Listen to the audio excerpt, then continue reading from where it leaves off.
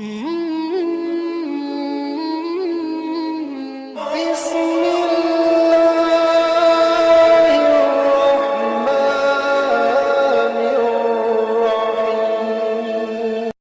है।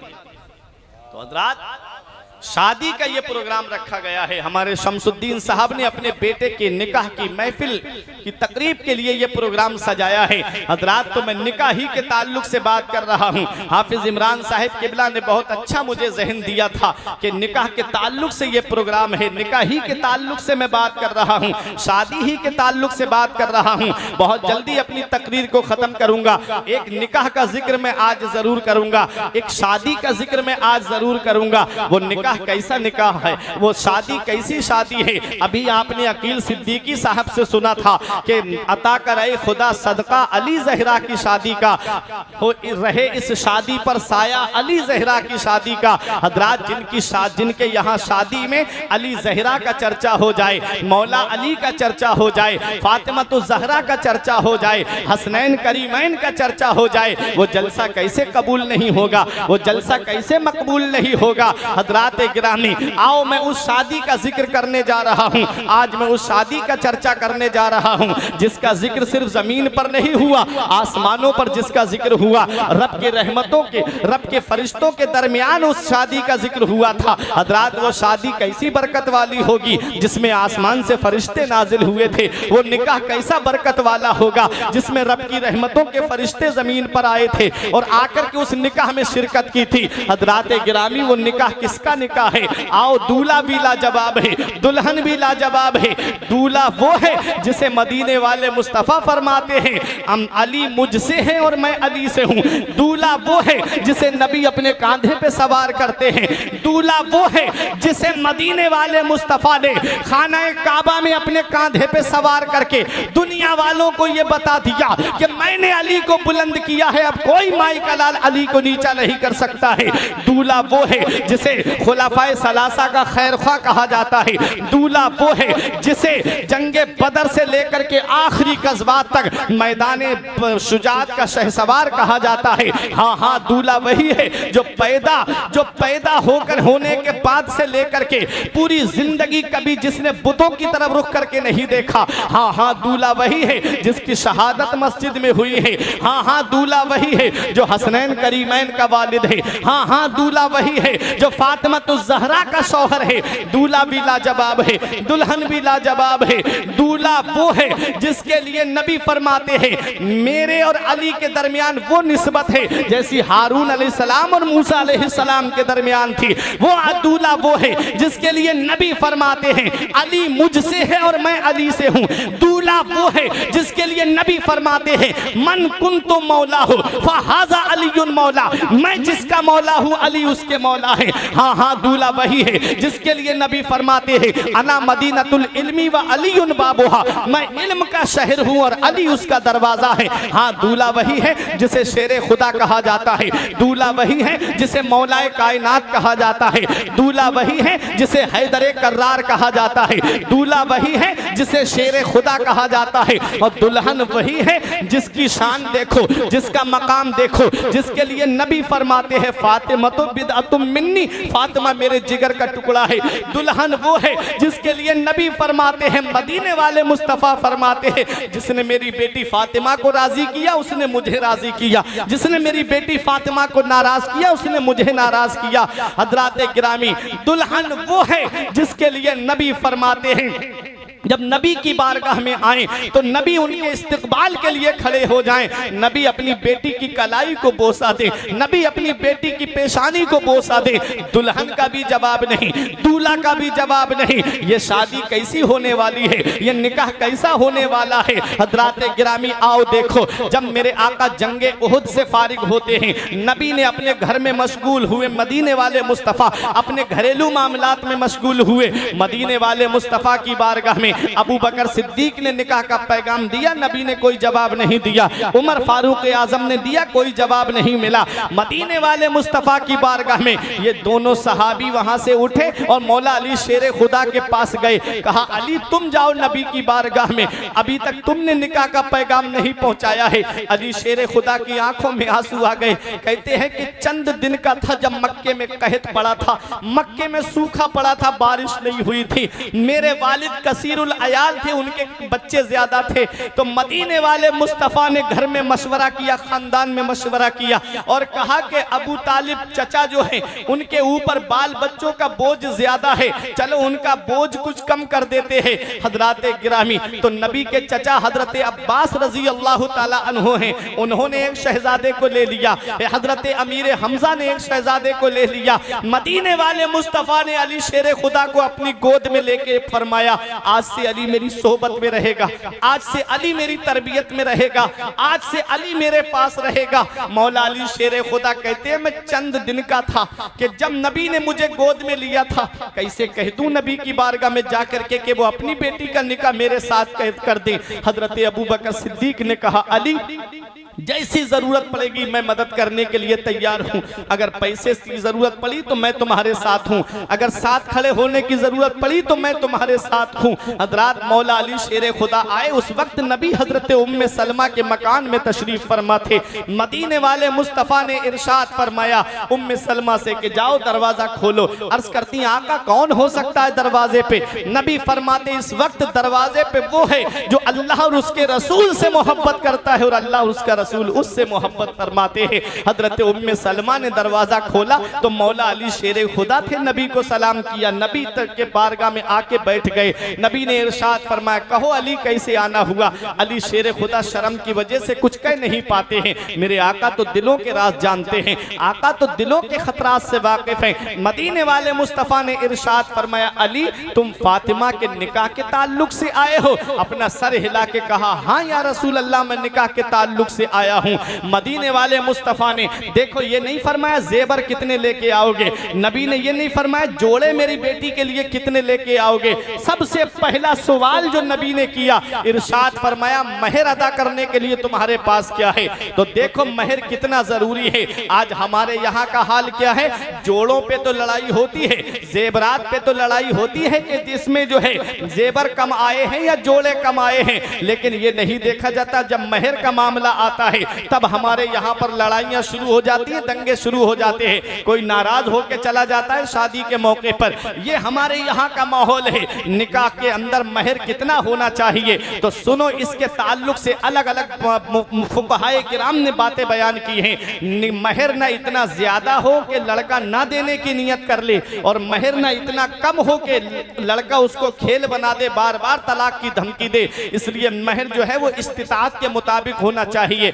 महर जो है, महर की तीन किस्में हैं। एक है मुअज्जल ऐन के साथ जो उजलत से बना, जिसके माना आते हैं तुरंत देना, तब तक हाथ नहीं लगा सकता अपनी बीबी को जब तक महर अदा नहीं कर देता। एक है मुअज्जल हमजा के साथ जो अजल से बना, जिसके माना मुद्दत के आते हैं, टाइम फिक्स कर दे, 1 महीने के बाद दे दूंगा या 1 साल के बाद दे दूंगा। एक है गैर मुअज्जल जिसके माना आते हैं कि जब हो जाएगा तब दे दूंगा, लेकिन माफ किसी सूरत में महर नहीं है। इसलिए औरत का ये हक है कयामत के दिन तुमसे ले सकती है। अगर औरत का इंतकाल पहले हो गया और उसने महर माफ नहीं किया है तो वो अपने महर का मुतालबा कयामत में तुमसे कर सकती है, वहां तुमको नेकियां देनी पड़ेंगी। इसलिए दुनिया ही में महर अदा कर देना चाहिए, दुनिया ही में औरत का हक है ये उसको दे देना चाहिए। हजरात गिरामी, आओ, महर का ताल्लुक जहेज से नहीं होता है जैसा आज हमारे मुआशरे में बना लिया गया है कि मैं इतना जहेज दे रहा हूं उस पे महर बांधूंगा। ऐसा कुछ नहीं है। महर जो है वो अपनी बेटी को, आप जहेज जो हो वो अपनी बेटी को दे रहे हो, महर जो है वो लड़के की हैसियत के मुताबिक बांधा जाता है। इसलिए महर ज्यादा नहीं होना चाहिए, महर मुअज्जल होना चाहिए, यानी जल तुरंत दे दिया जाए, इतना महर होना चाहिए। महर के मामले में लड़ाई झगड़े शुरू हो जाते हैं, ये मामला पहले ही तय कर लेना चाहिए। जब रिश्ता तय हो तभी तय कर लेना चाहिए कि कितना महर रखा जाएगा। हजरात ये बात महर की आ गई। नबी ने फरमाया अली महर अदा करने के लिए तुम्हारे पास क्या है? अली शेर खुदा ने कहा 3 चीजें हैं, एक मेरे पास तलवार है, एक मेरे पास ज़िरा है और एक मेरे पास सवारी है। नबी ने फरमाया सवारी तुम्हारे काम की है, तलवार तुम्हारे काम की है, तुम ज़िरा को बेच दो। ज़िरा बेचने गए तो उस्मान गनी से मुलाकात हो गई। 480 दिरहम में वो ज़िरा उस्मान गनी ने खरीद ली और जब पैसे दे दिए ज़िरा हाथ में ले ली। जब अली शेर खुदा चलने लगे तो उस्मान गनी ने फरमाया अली आज तुम्हारी किस्मत का जवाब नहीं, तुम्हारा निकाह दोनों आलम के मालिक व मुख्तार की बेटी से होने जा रहा है। इस मौके पे क्या गिफ्ट दूं, क्या तोहफा दूं? ये ज़िरा मेरी तरफ से तोहफे में रख लो। ये है उस्मान गनी। पैसे की अमीरी तो बहुत लोगों के पास होती है लेकिन दिल की अमीरी अल्लाह किसी किसी को देता है। हज़रात गिरामी ये उस्मान गनी है जिनके लिए नबी फरमाते मेरे उस्मान ने 2 मरतबा जन्नत को खरीद लिया है।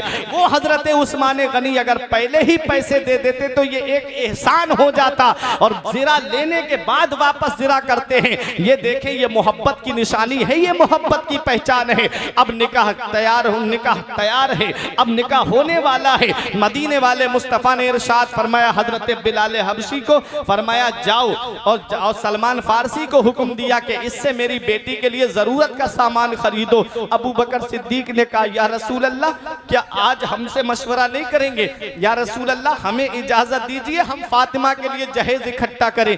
इतना जहेज देंगे कि लोग याद रखेंगे, बड़े बड़े कबीलों में इसका चर्चा होगा।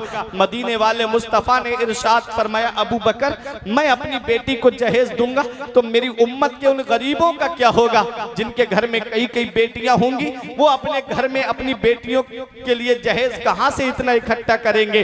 मदीने वाले मुस्तफ़ा ने इतना मुख्तसर सा जहेज अपनी बेटी फातिमा को दिया कि आज के दौर का गरीब से गरीब इंसान उतना जहेज अपनी बेटी को दे सकता है। हज़रात नबी ने क्या दिया अपनी बेटी को? नबी ने 2 चमड़े के गद्दे दिए थे जिसके अंदर खजूर के पत्ते भरे हुए थे।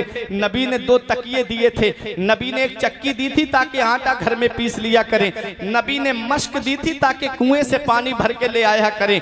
मदीने वाले मुस्तफ़ा ने कुछ मिट्टी के बर्तन दिए थे, गिलास दिए थे और जब नजर मदीने वाले मुस्तफ़ा की मिट्टी के बर्तनों पर पड़ी फरमाया वो कौम कितनी बेहतर कौम होगी जिसके लिए मिट्टी के बर्तन उसके खाने का सामान होंगे, यानी मिट्टी के बर्तनों में इंसान खाएगा। पहले हम बचपन में देखते थे कि मिट्टी की हांडी में जब सालन बनता था तो कितना टेस्टी और कितना लजीज हुआ करता था।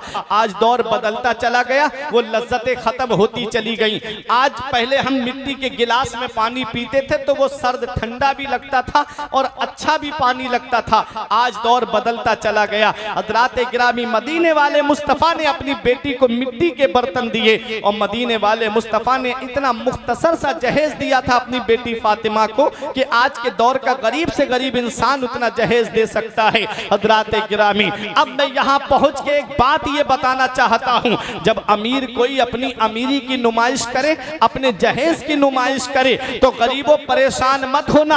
अगर कोई ये कहे कि मैंने अपनी बेटी को फला गाड़ी दी है या मैंने अपनी बेटी को इतना जहेज दिया है जितना फला नेता ने अपनी बेटी को दिया है या फला पैसे वाले ने अपनी बेटी को दिया है या फला ठेकेदार ने अपनी बेटी को दिया है, तो गरीब परेशान मत होना, गरीबी का रोना मत रोना, बल्कि सीना तान के कह देना अरे तूने अपनी बेटी को इतना दिया है जितना फला नेता ने दिया है या फला ठेकेदार ने दिया है, तो तू सीना तान के ये कह देना कि तेरे लिए उस नेता का तरीका मुबारक हो और मेरे लिए मदीने वाले मुस्तफ़ा की सुन्नत मुबारक हो। मैंने अपनी बेटी को उतना दिया है जितना मदीने वाले मुस्तफ़ा ने दिया है।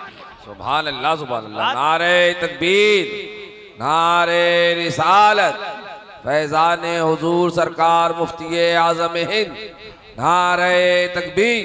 भाई सुभान अल्लाह, सुभान अल्लाह। आज बहुत अच्छा, बहुत अच्छा। बड़ी बड़ी डिमांडों ने आज जहेज की लानत ले न जाने कितने घर तबाह कर दिए, न जाने कितने परिवार तबाह कर दिए कि आज जहेज की बड़ी बड़ी डिमांडों ने बाप अपनी बेटी के लिए हस्बे इस्तिताअत जितना ज्यादा हो सकता है उतना जमा करता है, और जब वो जहेज उसके घर पे पहुंचता है लड़के वालों के यहाँ पर, अगर थोड़ा पैसे वाला है, दौलत वाला है, तो बार बार ताने मारने शुरू कर दिए जाते हैं। जब से आई है ये लाई क्या है हमारे घर में, ये लेके क्या आई है हमारे घर में। हजरात गिरामी बार बार के अपने मैके से ये लेकर के आ, या अपने बाप से इस चीज को लेकर के आ। हमने ऐसे लोग भी देखे हैं कि शादी में इन्वेटर नहीं मिला तो लड़की से कहते हैं कि इन्वेटर इस घर में तभी लगेगा जब तू अपने मैके से लेकर के आएगी। ऐसे लोग भी गुजरे हैं। हजरात गिरामी जरा सोचो तो सही, न जाने कितनी बेटियों ने जो है अपनी जान दे दी। अभी चंद सालों पहले तुमने नहीं देखा, एक आयशा नाम की लड़की ने दरिया में कूद करके अपनी जान दी थी, और पूरा मामला उसने इंटरनेट पे अपलोड किया था और कहा था कि मेरे ससुराल वाले मुझे जहेज के नाम पे टॉर्चर करते हैं, मेरा शौहर भी मुझे इज्जत नहीं देता, मेरा शौहर भी मुझसे प्यार से बात नहीं करता, बात बात में वो मुझे मारता है और अपने घर वालों के कहने पर मुझे ऊपर जुल्म सितम करता है, इसलिए मैं अपनी जान दे रही हूँ। हजरात उसने जो किया वो बहुत गलत किया, क्योंकि खुदकुशी इस्लाम में हराम है। लेकिन मैं पूछना ये चाहता हूँ, क्या इसका जिम्मेदार हमारा मुआशरा नहीं, क्या इसके जिम्मेदार हम नहीं? जहेज की लानत ने आज मुसलमानों को कहां से कहां पहुंचा दिया। आज तुम गौर नहीं करते, 40,000 के करीब मुसलमान लड़कियों ने महाराष्ट्र के अंदर थाने में जाकर के FIR दर्ज कराई कि हमें ये इजाजत दी जाए कि हम गैर मुस्लिम लड़कों से अपनी शादी करें, उनके रीति रिवाज के मुताबिक शादी करें। आज हमारे यहाँ का हाल क्या है?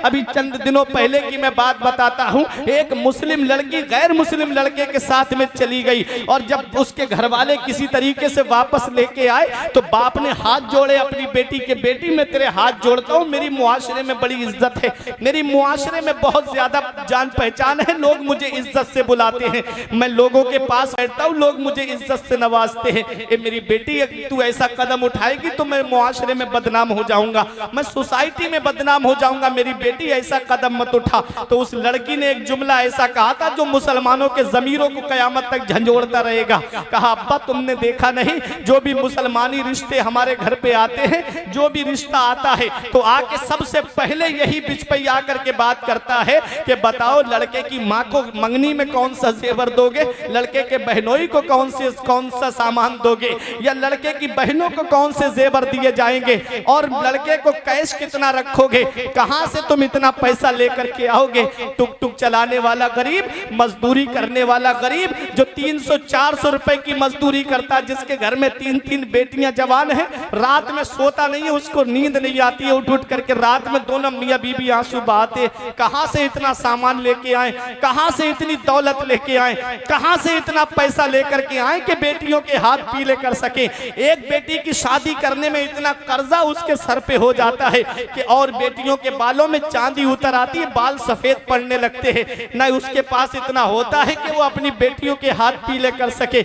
आज जो मुआशरे में हमारे बीमारी फैल रही है, ये आज जहेज की लानत ने न जाने कितने घर तबाह कर दिए, इस जहेज की लानत ने न जाने कितने घर बर्बाद कर दिए। हजरात गिरामी, मैंने अपनी आंखों से देखा है कि बड़े से बड़े अमीर आदमी को मैंने फकीर होते हुए देखा है, और गरीब से गरीब इंसान को मैंने दौलतमंद होते हुए देखा है। अल्लाह ने तुम्हें दौलत दी है, अल्लाह ने तुम्हें पैसा दिया है, अल्लाह ने तुम्हें सरमाया दिया है, और बेटे की शक्ल में अल्लाह ने तुम्हें नूरे नजर दिया है, तो अल्लाह का शुक्र अदा करना चाहिए था। अल्लाह ने तुम्हें दौलत दी, तुम्हारा मकान बेहतरीन बना है, तुम तो मस्जिद में जाके शुक्राने के नफल पढ़ के कहते मेरे मौला, लोग तो झोपड़ी में रह रहे हैं, तूने मुझे बेहतरीन घर दिया है, मेरे मौला तेरा शुक्र है।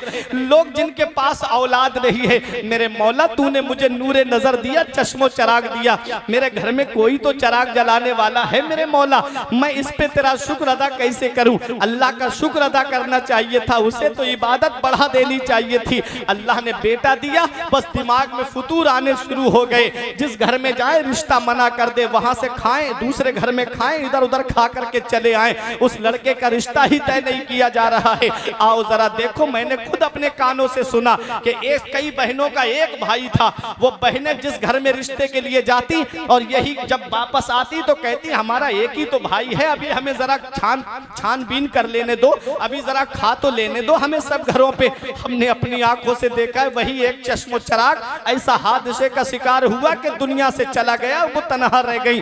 अल्लाह का शुक्र अदा करना चाहिए था, अल्लाह ने नेमत से नवाजा था। अल्लाह तेरा शुक्र है जिसके घर में चराग जलाने वाला वाला नहीं, मेरे घर में तो चिराग जलाने वाला है। अल्लाह का शुक्र अदा करते और उसकी शादी शरीयत के मुताबिक करते।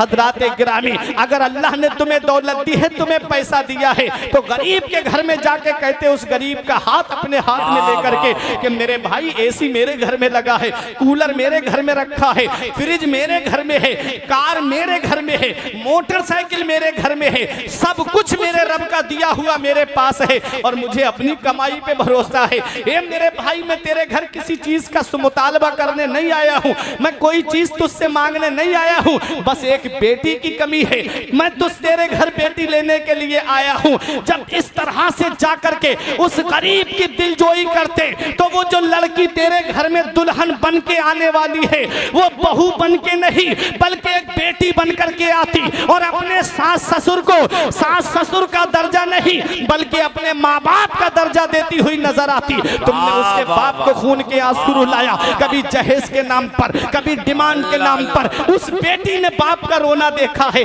उस बेटी ने माँ का रोना देखा है। यही वजह है कि एक महीना नहीं गुजरता बहू लेकर के अपने शौहर को अलग पकाना शुरू कर देती है। वो बूढ़ा बाप जिसकी जुबान चलती थी कि मुझे बेटे के लिए फला गाड़ी चाहिए, उसे गाड़ी में बैठना तक नसीब नहीं हुआ, उसे जहेज के बर्तन में एक गिलास में पानी पीना तक नसीब नहीं हुआ। क्यों ये मामलात आज हमारे मुआशरे में आ गए? याद रखो मेरे अजीजों, ये दुनिया चंद दिन की है, पता नहीं ये दुनिया कब छोड़ के हमें जाना पड़ जाए। इसलिए अपनी जिंदगी को शरीयत के मुताबिक गुजार के चले जाओ, अपनी जिंदगी को नबी के फरमान पे अमल करके गुजार के चले जाओ। नबी राजी हो गए, खुदा राजी हो गया तो अल्लाह तेरे घर में इतनी बरकत अता फरमाएगा कि तेरी नस्लें खाएंगी तब भी वो बरकत खत्म नहीं होगी। नारे तकबीर, नारे रिसालत, जश्न शादी खाना आबादी, हजरत अल्लामा फुरकान रजा मंजरी साहब क़िबला।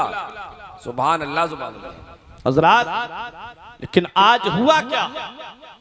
जहेज की लानत ने मेरे मुआशरे को तबाह कर दिया।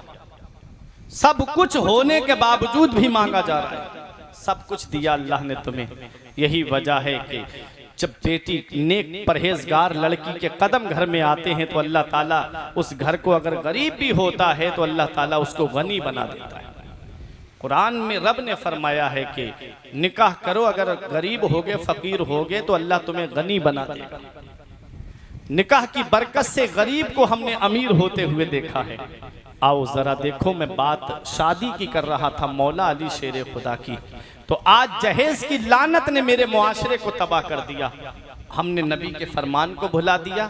हमें करनी है शहंशाह बतहा की रजा जोई, वो अपने हो गए तो रहमते परवरदिगार अपनी, तरीके मुस्तफ़ा को छोड़ना है बजहे बर्बादी, इसी से कौम दुनिया में हुई बेइक्तिदार अपनी। आओ जरा देखो, मदीने वाले मुस्तफ़ा फरमाते हैं, अबू बकर मैं अपनी बेटी को जहेज दूंगा तो मेरी उम्मत के गरीबों का क्या होगा? नबी ने इतना मुख्तसर सा जहेज दिया अपनी बेटी फातिमा को कि आज के दौर का गरीब से गरीब इंसान अपनी बेटी को उतना जहेज दे सकता है। आओ जरा आगे देखो, मदीने वाले मुस्तफ़ा सल्लल्लाहु अलैहि वसल्लम ने हजरत बिलाल हबशी से फरमाया, जाओ तमाम अंसार व मुहाजिरीन में ऐलान कर दो कि मस्जिद नबवी शरीफ में जमा हो जाएं। तमाम सहाबा जमा हो गए। मदीने वाले मुस्तफ़ा ने इरशाद फरमाया, अली मस्जिद नबवी में चलो। अली शेर खुदा मस्जिद नबवी शरीफ में पहुंच गए। मदीने वाले मुस्तफ़ा भी तशरीफ फरमा है। वो निकाह कितना बरकत वाला है जिसमें आसमान से फरिश्ते उतरे। वो निकाह कितना बरकत वाला है जिसमें तमाम सहाबा जमा है।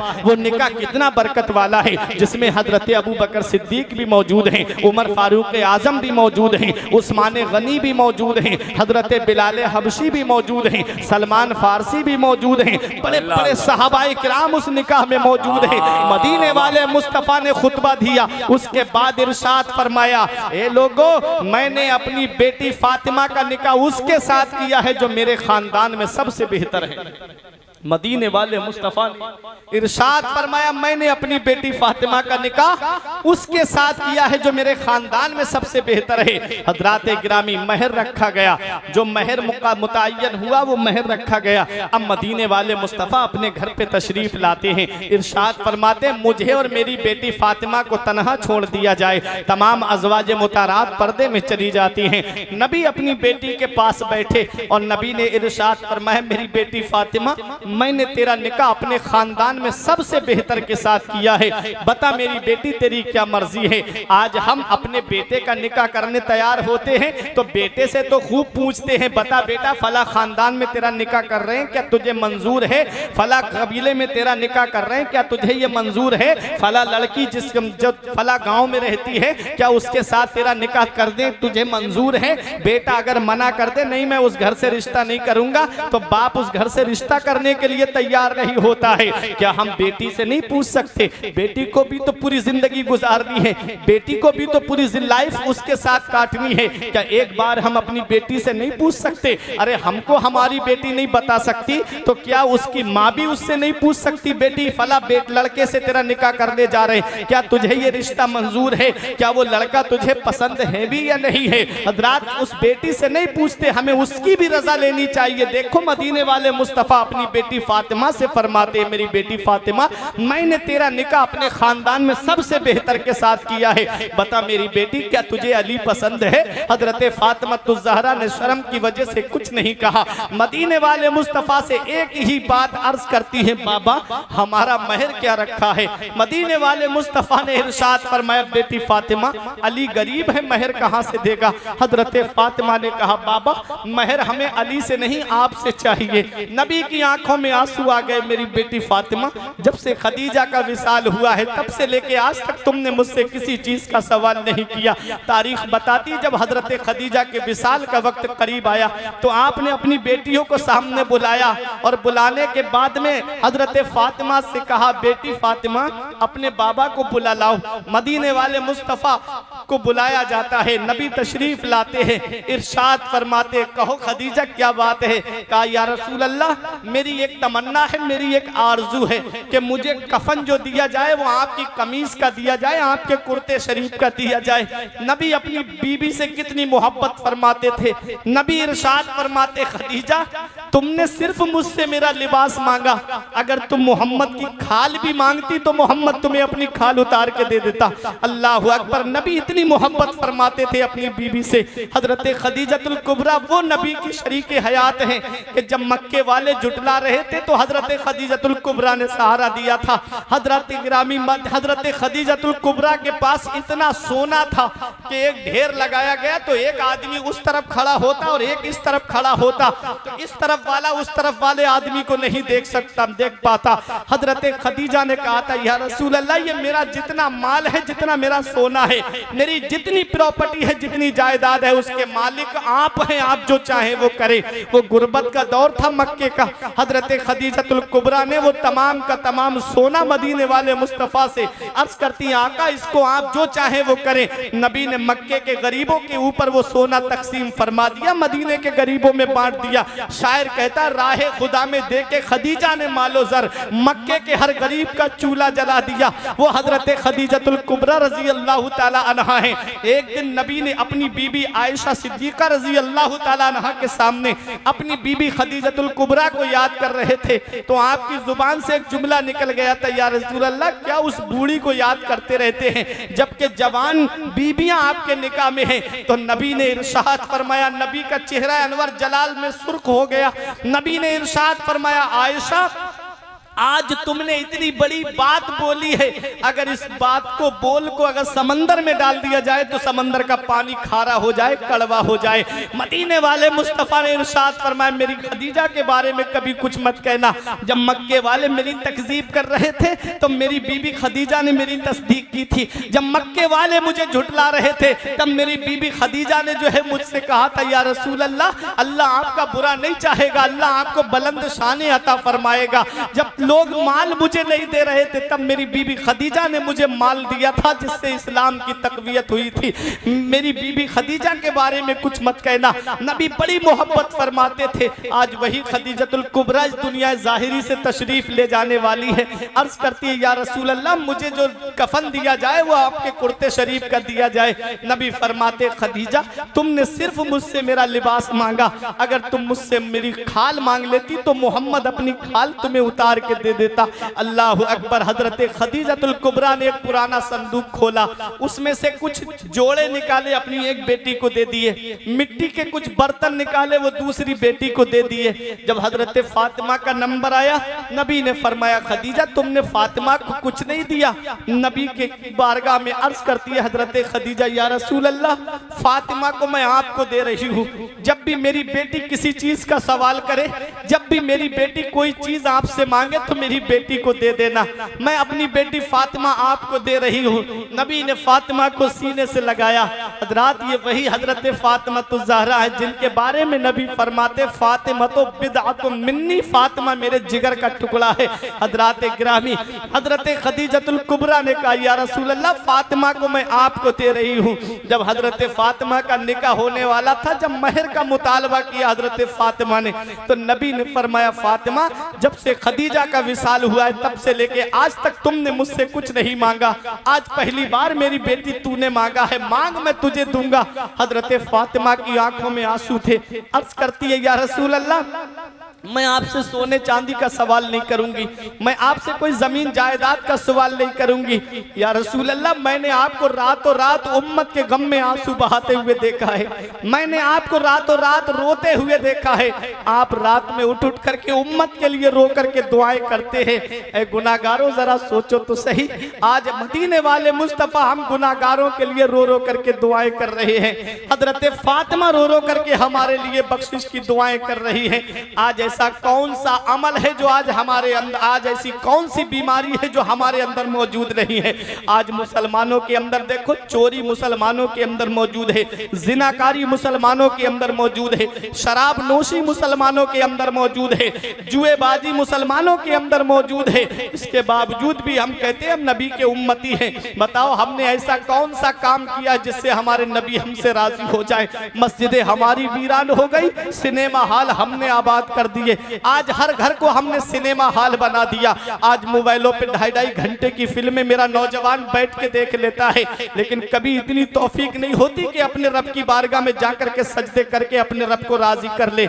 आज ये मुसीबतों के पहाड़ जो मुसलमानों पे तोड़े जा रहे हैं, चारों तरफ से मुसलमान जो परेशान है, ये इस बात की दलील है कि हमारा रब हमसे नाराज है। हमें अपने रब को राजी करना है।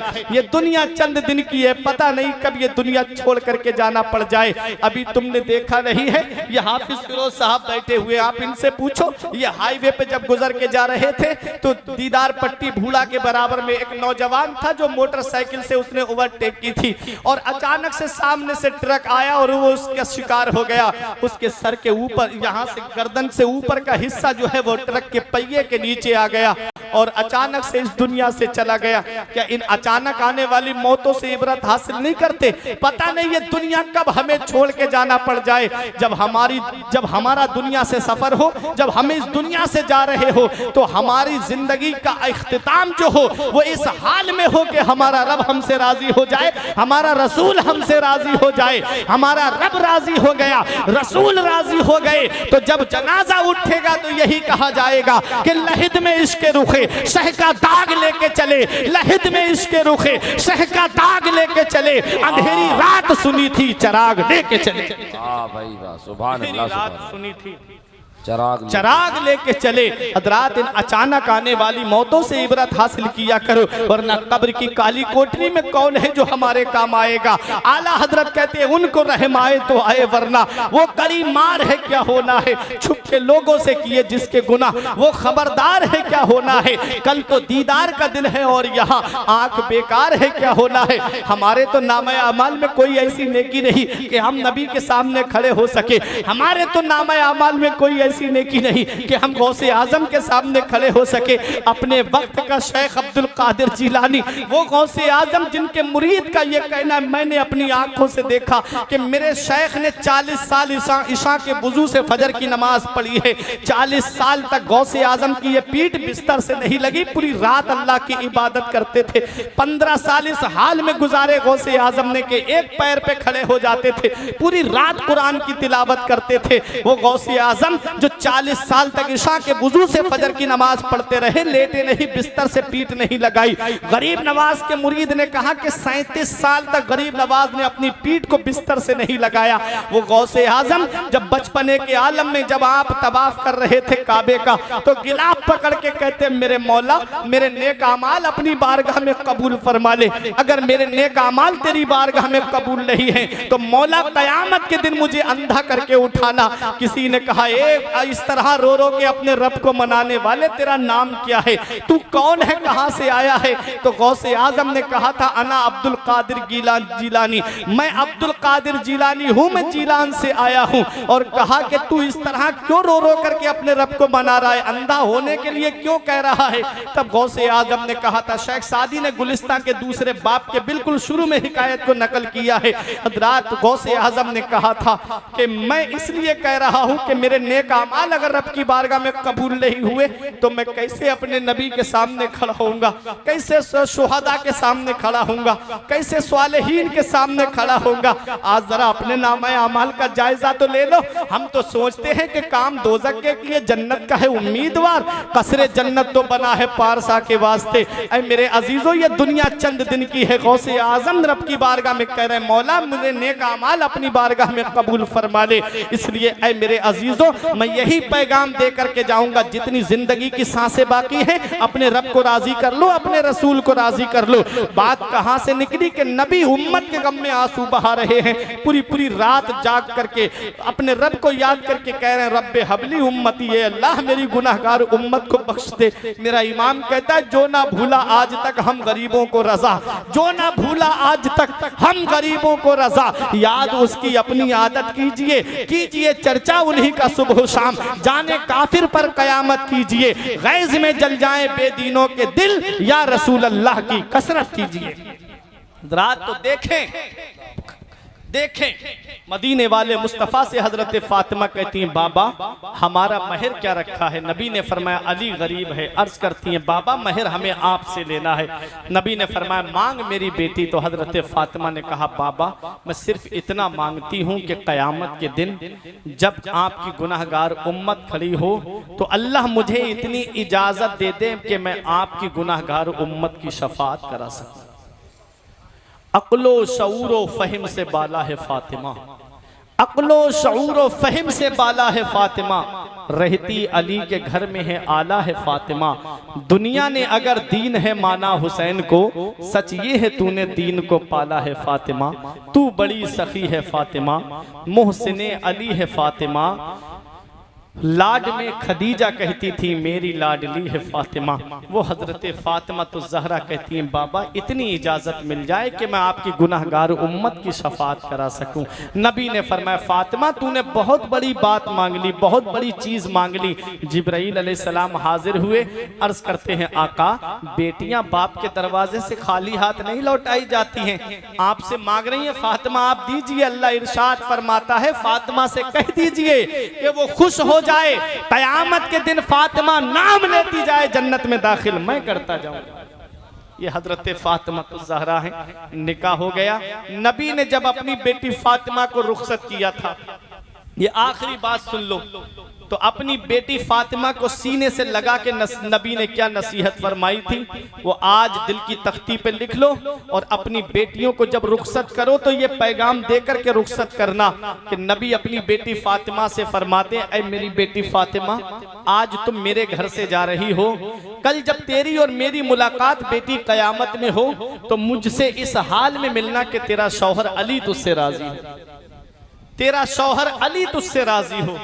मदीने वाले मुस्तफ़ा ने इरशाद फरमाया कसम है उस जात की जिसके कब्जे में मोहम्मद की जान है, अगर शौहर अपनी बीबी को रात में बुलाए और बीबी शौहर के पास ना आए तो नबी फरमाते हैं कि अल्लाह ताला उस औरत से नाराज रहता है तब तक जब तक उसका शौहर उससे राजी नहीं हो जाता।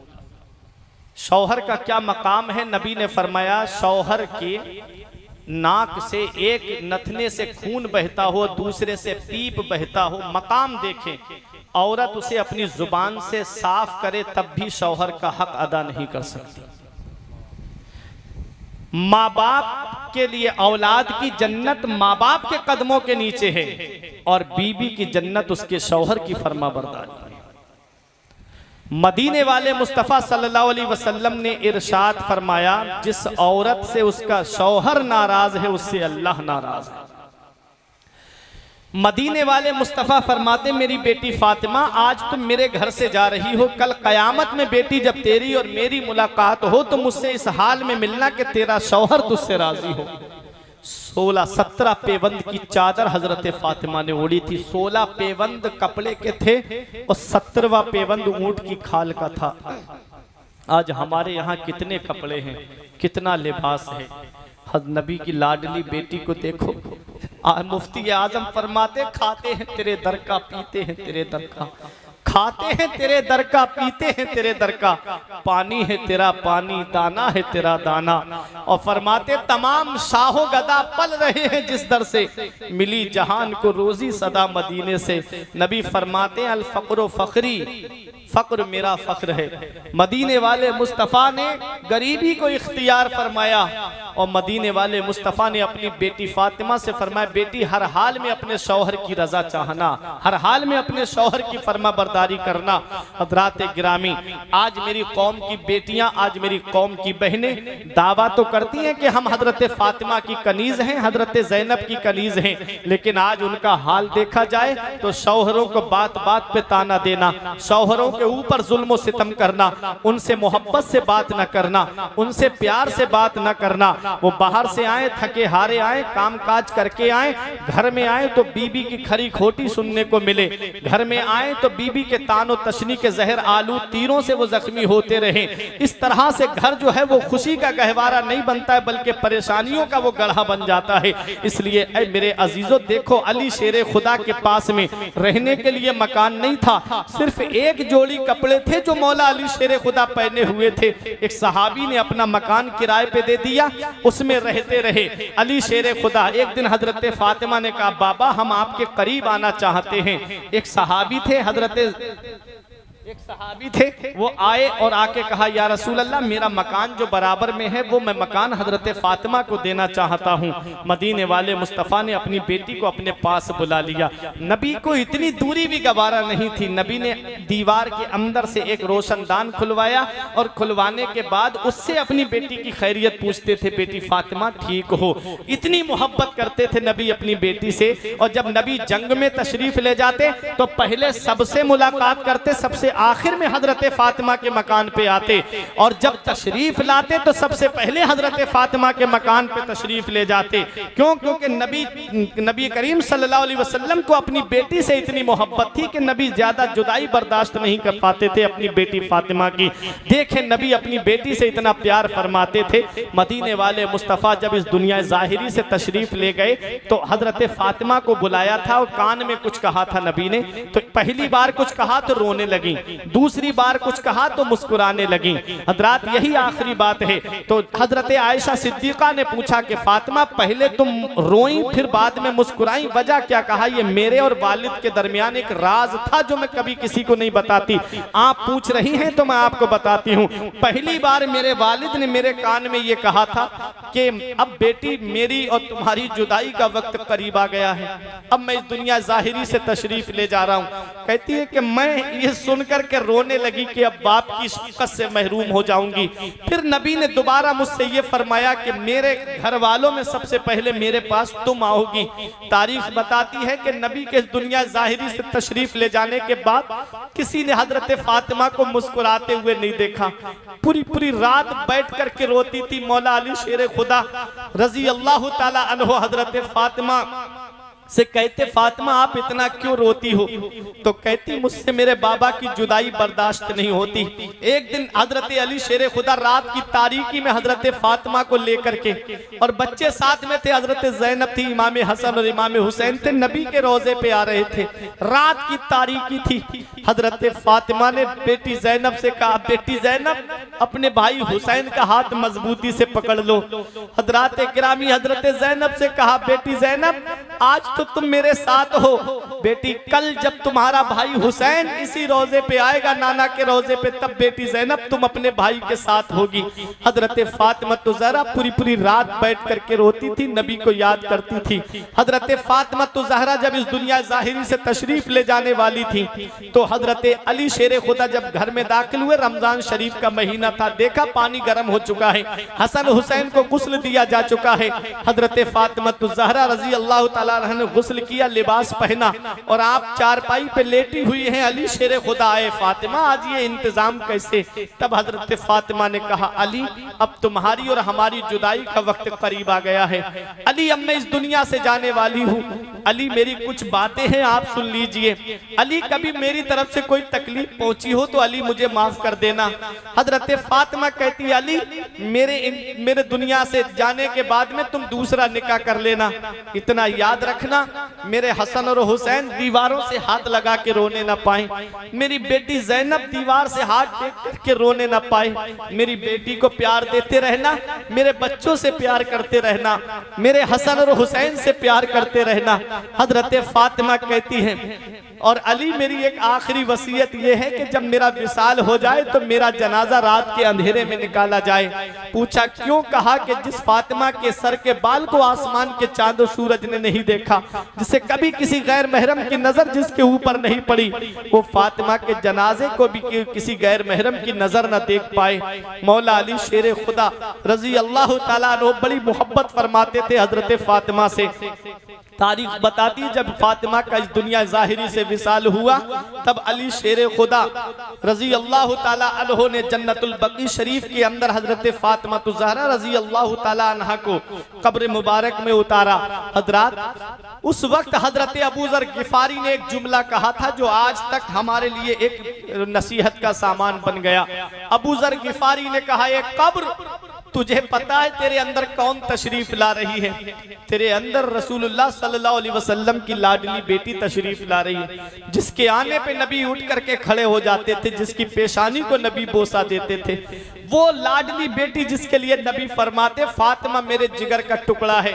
एक कब्र तेरे अंदर दोनों आलम के मालिक मुख्तार की बेटी आ रही है। तो कब्र के अंदर से एक जवाब आया था, ए अबू ज़र गिफारी, मुझे आने वाले का हस्ब नसब ना बताओ, मुझे आने वाले के बारे में ना बताओ, बल्कि ये बताओ कि आने वाला मेरे अंदर जो आ रहा है वो अपने साथ अमल कैसा लेके आ रहा है, उसका अमल कैसा है। हजरत फातिमा तो ज़हरा तो जन्नती हैं, जन्नती औरतों की सरदार है। उनके जन्नती होने में किसी को कोई किसी भी किस्म का कोई शक व शुबा नहीं है। ये तालीम उम्मत के लिए था, ये हम गुनाहगारों के लिए एक पैगाम था कि हम आज अपने नसब पे फूले रहते हैं, आज हम अपने खानदान पे फूले रहते, कोई दौलत पे फूला रहता है। याद रखो ये कब्र की कोठरी, काली कोठरी जो रोजाना हमसे पुकार के कहती है कि ए मेरे ऊपर अकड़ के चलने वाले, ए मेरे ऊपर गाड़ियां दौड़ाने वाले, ए मेरे ऊपर ऊंचे ऊंचे बंगले बनाने वाले, एक दिन याद रखना इसी मिट्टी के नीचे तू आएगा। जब आए तो अपने अंदर मैं कीड़े मकोड़ों का घर हूँ, मैं वहशतो तन्हाई का घर हूँ, मैं डर का घर हूँ। मेरे अंदर जब आए तो अपना नामा आमाल ऐसा लेकर के आना ताकि कब्र के अंदर रोशनी का इंतजाम हो जाए, कीड़े मकोड़ों से तेरे जिस्म की हिफाजत हो जाए। आज हमारे नामा आमाल में कोई नेकी नहीं, आज हम ऐसा कोई अमल नहीं करते। आज अगर हमारे घर की लाइट चली जाए अंधेरे में हम डर जाते हैं। कभी गौर किया करो कब्र की काली कोठरी में कौन काम आएगा, वहां पर कौन है जो हमारे काम आएगा। तो ऐ मनपुरिया के जिंदा दिल मुसलमानों, कब्र की काली कोठरी में जो तुम्हारे काम आएगा वो मदीने वाले मुस्तफा है, नबी तुम्हारे काम आएंगे। और जब नबी का चेहरा अनवर कब्र में आशिक देखेगा तो यही पुकार के कहेगा, कब्र में सरकार आए तो मैं कदमों पे गिरूं, गर फरिश्ते मुझे उठाए तो मैं उनसे यूं कहूं, अब तो पाए नाज से मैं ऐ फरिश्तों क्यों उठूं, मर के आया हूं यहाँ इस दिल रुबा के वास्ते। जब कब्र में नबी की जियारत होगी तो मेरा इमाम पुकार के कहता है, कब्र में लहराएंगे ता हश्र चश्मे नूर के, कब्र में लहराएंगे ता हश्र चश्मे नूर के, जलवा फरमा होगी जब तलात रसूलुल्लाह। जलवा फरमा होगी। जब तलात रसूलुल्लाह की कब्र के अंदर जाओ तो अपना नामे आमाल मुकम्मल करके जाना, नेकियां नामे आमाल में जमा करके जाना, ताकि कब्र में रोशनी का इंतजाम हो सके, कब्र तुम्हारी जन्नत के बागों में से एक बाग बन सके। हजरात, तो बात कहां से निकली थी? निकाह की बात चल रही थी। औरतें मर्दों का लिबास हैं और मर्द औरतों का लिबास हैं। तो जब किसी के यहाँ निकाह का पैगाम भेजो तो लड़की दीनदार देखो, ये मत देखो अगरचे उसका रंग काला है, अगर दीनदार है, परहेजगार है, तो कयामत में वही तुम्हारे लिए बख्शिश का जरिया बन जाएगी, वही तुम्हारे लिए बख्शिश का सामान बन जाएगी। हजरात गिरामी, तो निकाह नबी की सुन्नत है, मदीने वाले मुस्तफ़ा की सुन्नत है। ये नहीं देखना चाहिए कि अभी काफ़ी पैसे जमा हो जाएंगे तब निकाह करूंगा। अल्लाह फरमाता है निकाह करो, निकाह करो गुलामों का, अपने लड़कों का, अपने बच्चों का, बच्चियों का। अगर वो गरीब हैं अल्लाह उन्हें गनी कर देगा, और अल्लाह वुसात वाला है, इल्म वाला है, अल्लाह जानने वाला है। तो ये चंद बातें जो आपके सामने मैंने बयान की, अल्लाह तबारक व तआला की बारगाह में दुआ है कि मेरे कुछ अर्ज करने में सबकत लिसानी की वजह से या बतकाज़ाए बशरियत कोई गलती हो गई हो, मौला मुझे माफ़ फरमाए। अस्तगफिरुल्लाह रब्बी मिन कुल्ले ज़ंबियों व अतूबु इलैह। कलमा तय्यब पढ़ ले मेरे साथ मिलके, ला इलाहा इल्लल्लाहु मुहम्मदुर रसूलुल्लाह सल्लल्लाहु ताला अलैहि वसल्लम। रही कली तो फूल खिलेंगे, जिंदगी बाकी रही तो फिर मिलेंगे। अस्सलाम।